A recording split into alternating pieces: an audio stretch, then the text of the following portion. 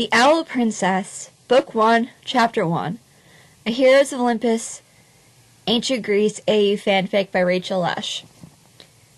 Each of the following images will have a caption on them, which will help you read along if you choose to read along with the story.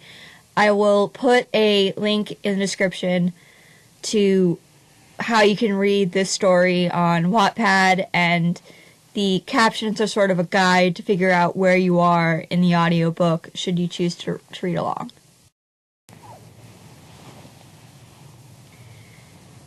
Annabeth had been bored to tears during the sail north from Athens to Thessaloniki. She tried to amuse herself by sitting on the deck of the royal ship, playing with her terracotta doll, Metis, named after her grandmother, watching the coastline, but she quickly lost interest in both. Excitement made it difficult for her to concentrate. Mitir had told her that they were to travel to the court of King Zeus of Macedonia, High King of Greece, in Thessaloniki. She told stories about how the Macedonians were riotous brutes, lived in glamour and splendor, and were something like the old kings in the Iliad and the Odyssey. Annabeth imagined that King Zeus would be like Agamemnon, and hoped that Queen Hera would not be like Clytemnestra. This was the first time that Annabeth had left Athens. Patir said that since she was now 7, she was old enough to travel and go to court. King Zeus and Queen Hera had offered to foster her and let her study under Chiron, Greece's greatest philosopher, who they had engaged as a tutor for their own children.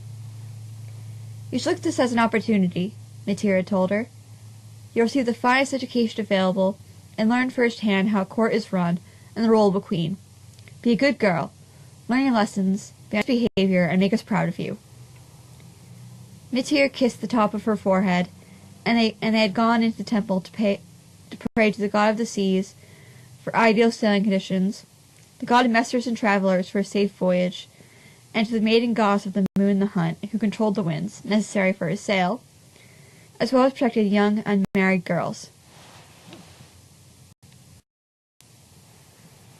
Annabeth also said a special prayer to the goddess of war and wisdom, her patron goddess.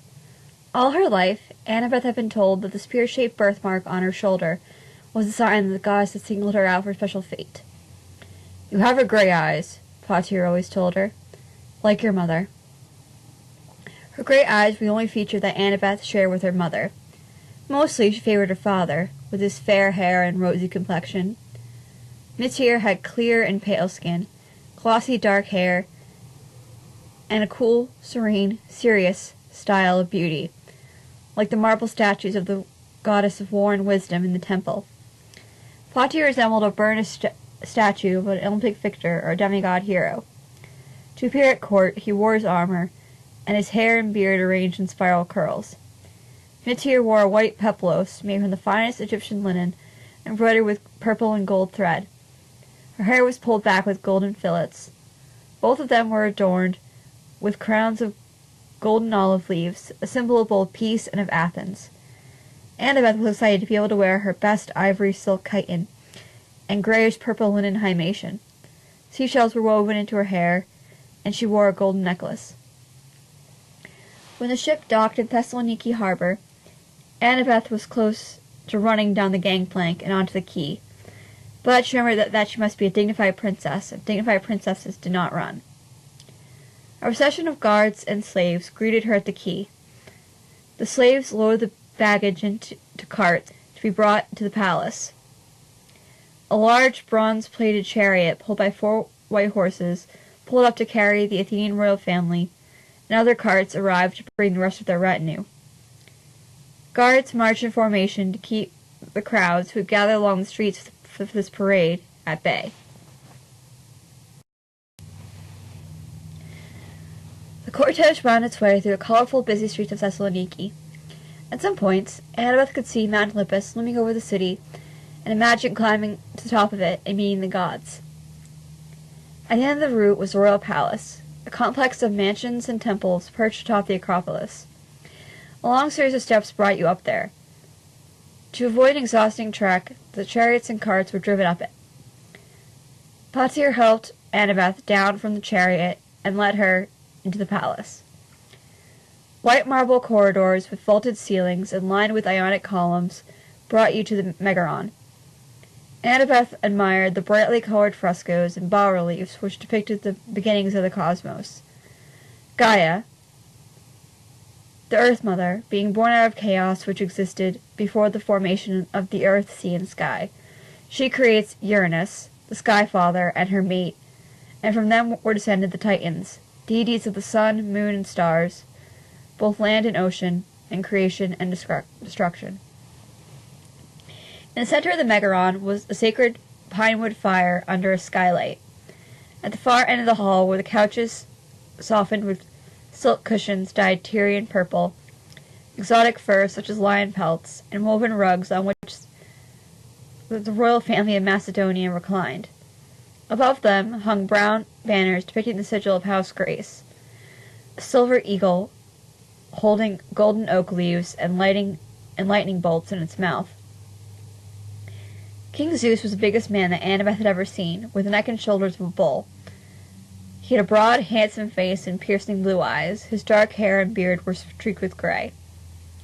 Queen Hera had large, brown, heavily lidded eyes and long, feathery lashes and a smile that was as sickly sweet as honey.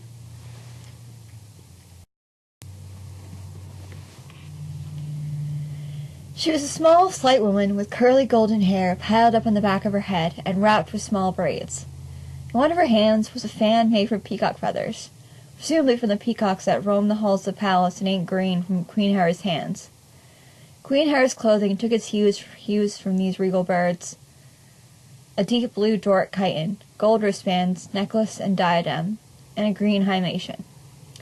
Their eldest child, Princess Thalia, was a tall, gangly girl of 9, with a face covered in freckles, and her father's dark hair and blue eyes. She pouted and fidgeted in her seat, her eyes flitting about the room. Annabeth imagined that Thalia would rather be running around outside instead of sitting in the Megaron having to act like a princess, and could sympathize. Her younger brother, Prince Jason, was a strapping boy of 6. Like Thalia, he had King Zeus's blue eyes, but his hair was blonde like Queen Hera. Jason played on the floor with a toy chariot. Annabeth had to wait on the sides of the Megaron with her parents until they were called forward. Each royal house was presented to King Zeus and Queen Hera in order of precedence. When a new house greeted the king and queen, slaves unrolled that house's banner. The blue banners of House Jackson were unrolled first. House Jackson ruled Crete, and their sigil was a green hippocampus holding a white trident. King Poseidon was King Zeus's brother.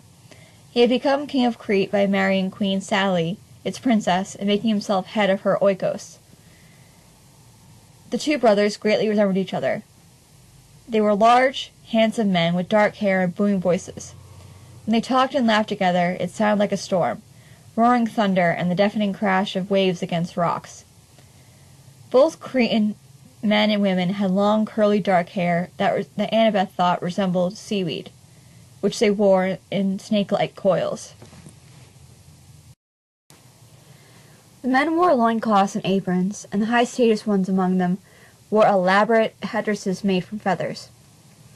Queen Sally and the other ladies wore full, layered and pleated skirts made from wool, tight, low-cut linen bodices which exposed their breasts, waist-cinching girdles, and decorative aprons.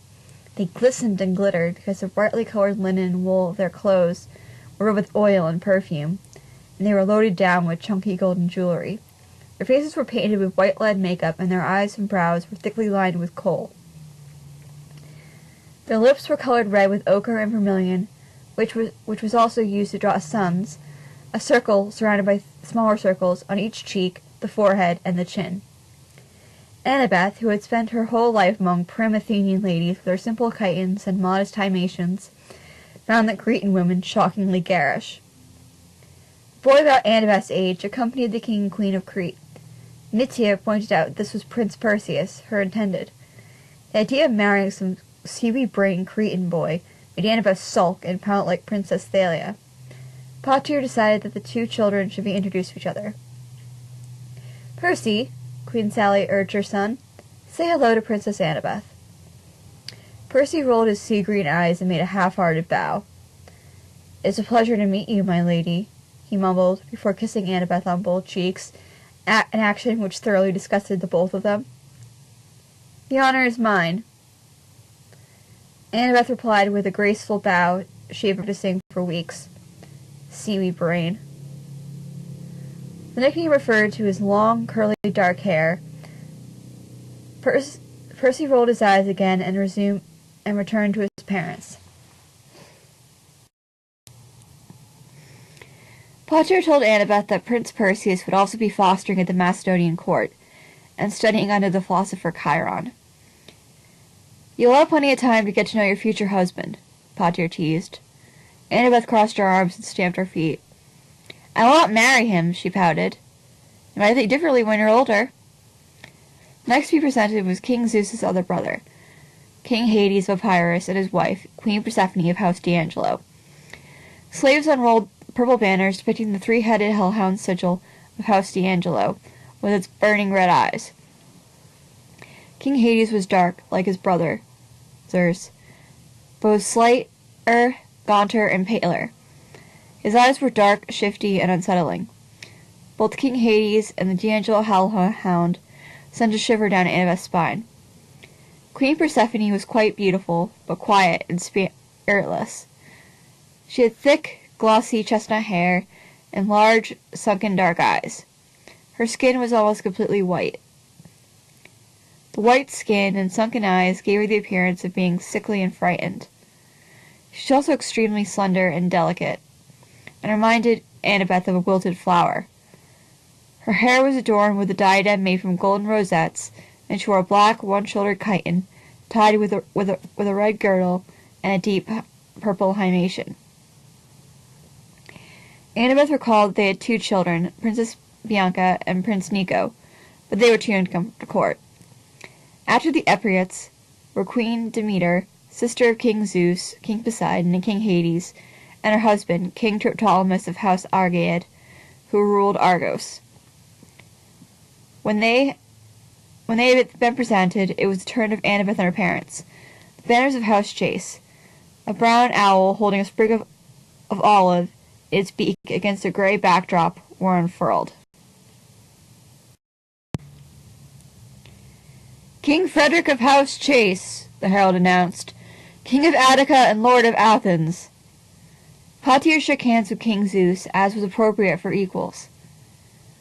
"Athena of House Chase, Queen of Attica and Lady of Athens." Mitier bowed to Queen Hera, who kissed her on both cheeks. "And Princess Annabeth of House Chase." Annabeth stepped forward and bowed to the king and queen. "Such a pretty child," cooed Queen Hera in a voice that was as honey-sweet as her smile. Annabeth knew this was a lie because she was aware that she was not a pretty child.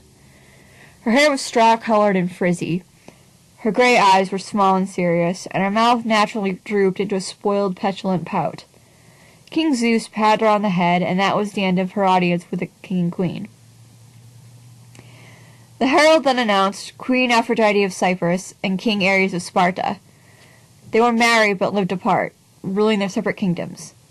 Their marriage had produced two children, Prince Eros, who lived with his father in Sparta and was then in the Agoge, the Spartan military training program, and Princess Harmonia, who lived with her mother in Cyprus and was too young to appear at court. On the left side of the Megaron hung the banner of King Ares' Oikos, House Atreid, a black boar and sword against a red backdrop. On the right side hung the banner of House Urania, the Oikos to which Queen Aphrodite belonged, a white swan and a red rose on a field of pink. King Ares was a large brute of a man with a cruel, handsome face and a sneering grin and eyes that flashed with bloodlust. Like with King Hades, Annabeth felt frightened of him. Queen Aphrodite was perhaps the loveliest woman Annabeth had ever seen. She was tall, slim, and pale, with a delicate heart-shaped face. Each feature was perfect, a straight, elegant nose, red rosebud mouth, and large eyes which were different shades. One was blue with flecks of gray, the other was green with flecks of brown and hazel. Her dark hair was pulled back into a caul, which formed a shape that resembled a cornucopia, with Cypriot curls framing her face, and she was dressed in a light blue Doric chiton. With each movement she radiated charis, a special allure which draws people to you, and makes men desire you and other women envious. Annabeth had noticed the Queen of Cyprus when Patir introduced her to Prince Percy. The Queen had smiled at them as if she knew something they did not. Annabeth then said a silent prayer to the goddess of beauty and love, that when she became a woman, she would have Queen Aphrodite's looks and charis. Another of Chiron's pupils was Prince Luke of House Castilian, who was attending court with his parents, King Hermes and Queen May of Arcadia. Luke was about 11 years old, slim and dazzlingly good-looking, with blonde hair, blue eyes, and dimple that cleft his chin. He smiled at Annabeth as he walked by, making her blush. Annabeth had heard that Prince Luke was betrothed to Princess Thalia. She appeared to like him. She perked up and grinned when he greeted her. Luke kissed Thalia on both cheeks. "It's not fair," Annabeth pouted. "Why does Princess Thalia get to marry a handsome boy while I have to marry Seaweed Brain?" Queen May, Prince Luke's mother, was a frail-looking blonde woman with large, distracted eyes.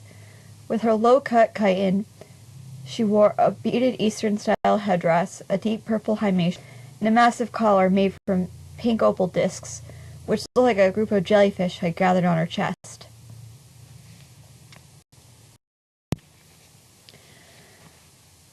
Prince Luke apparently had inherited his blonde hair and blue eyes from Queen May, and his mischievous grin and gaze from King Hermes. Aside from these traits, father and son did not look that much alike. King Hermes was a fairly ordinary-looking man, with salt and pepper locks and pleasant brown eyes. Apollo of House Salus, King of Delphi, looked more like he could be Prince Luke's father, with his golden hair, azure eyes, and blinding beauty. After the green banners of House Castilian, with their black and white caduceus, were rolled up, the orange banners of House Salus, which depicted a crimson sun, were unfurled. King Apollo stepped forward with his wife, Queen Naomi, a pretty red-haired woman with rosy cheeks, dressed in a white Ionic chiton and white himation. They had a son called Prince Will, who was to begin lessons with Chiron the following year, along with Castor and Pollux of House Wine, the sons of King Dionysus and Queen Ariadne of Thebes. House Wine was the last to be presented. Their banners were light green, with the sigil of a dark green leopard and a purple bunch of grapes. King Dionysus was a short, chubby man with dark curly hair and a ruddy complexion. His wife, Queen Ariadne, had been a prince of Crete and was the sister of Queen Sally. The two queens both had dark curly hair, kind blue eyes, and radiant smiles. Queen Ariadne was not dressed like a Cretan lady, but rather like an Eastern priestess, with a loose white chiton tied with a golden sash and a golden circlet around her head, while she and her husband wore leopards draped over their shoulders. By the end of the presentation, Annabeth had grown bored and fidgety. She was hungry and anxious for the feast to begin. When it came time for the feast, she was exhausted after a long day, and when she was finished eating, her nursemaid showed her to her chamber in the Gynaeceum. Mitir and Patir stayed in Thessaloniki for several more days, long enough for Patir to attend a meeting of the Boulae, the Council of Greek Kings, to discuss the threat that the Persian Empire posed to the Greek colonies in Ionia, on the coast of Anatolia. Annabeth knew that she was going to be separated from her parents for a while, but Patir assured her that they would travel to Thessaloniki several times a year for a meeting of the Boulae, and she would see them then. He picked Annabeth up in his strong arms as if she weighed nothing. "What, tears from my little Amazon?" he said when he noticed that Annabeth was crying. "You'll see us again before you know it." Mitir presented her with a golden chain. "Each time you come to visit, we'll bring you a new charm for this chain," she explained. There was already one charm shaped like an owl on the chain. Annabeth hugged her parents before watching them drive off in their chariot.